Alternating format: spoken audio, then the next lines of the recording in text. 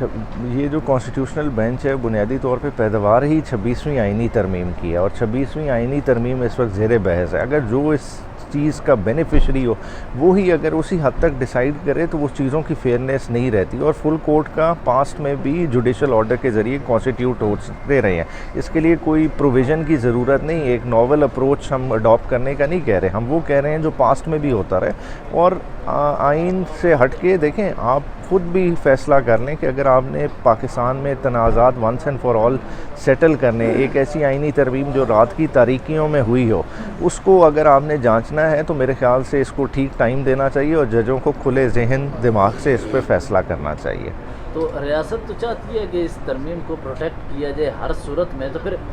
لگتا تو نہیں ہے کہ اس کے خلاف کوئی فیصلہ آئے گا جس میں خود آئینی بینچ ختم ہو جائے، چیف جسٹس تبدیل ہو جائیں؟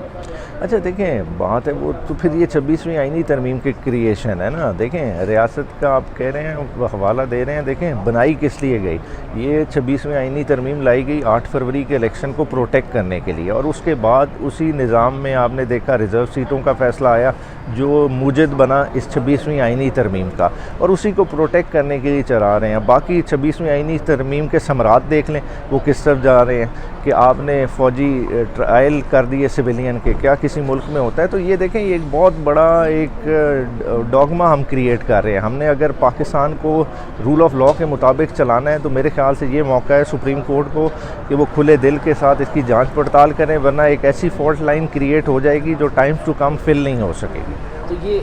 جو بات چل رہی ہے کہ آئینی بینچ میں شامل تمام ججز جو ہیں وہ شامل کر لیے جائیں بجائے فل کورٹ کے، تو کیا آپ اس بات کی حد تک تسلیم کریں گے یا پھر بھی مزاحمت آپ کرتے ہوئے آگے بڑھیں گے؟ دیکھیں بات پھر وہیں آ جاتی ہے، دیکھیں اس میں بھی اگر آپ کر لیں گے تو بہت سارے ججز ایسے ہیں جو 26ویں آئینی ترمیم کے بعد اوپر ایلیویٹ ہو کے آئے ہیں، جن کی اپوائنٹمنٹ پہ بھی بہت سارے سوالات اٹھتے ہیں کہ کس طرح سے جو ہے نا آپ نے سینئرز کو چھوڑ کے جونیئرز اوپر لے آئے، کس کرائیٹیریا پہ لے کے آئے، بہت ساری باتیں ہیں۔ تو یہ ساری چیزیں دیکھیں یہ کھلے دل سے ایک موقع ہے، دیکھیں یہ نہیں کہتے کہ آج یہ اسٹرائک ڈاؤن کرتے، دیکھیں عدالت کو ایک موقع تو دے، عدالت کو چاہیے کہ پوری طرح سے جانچ پڑتال کرے۔ اگر تمام ذہن بیٹھ کے کسی بہتر نتیجے پہ پہنچتے ہیں تو میں سمجھتا ہوں یہ پاکستان کے لیے بہتر ہے۔ اچھا، یہ کہ سہیل آفریدی کے حوالے سے کیا ہے، کیا پی ٹی آئی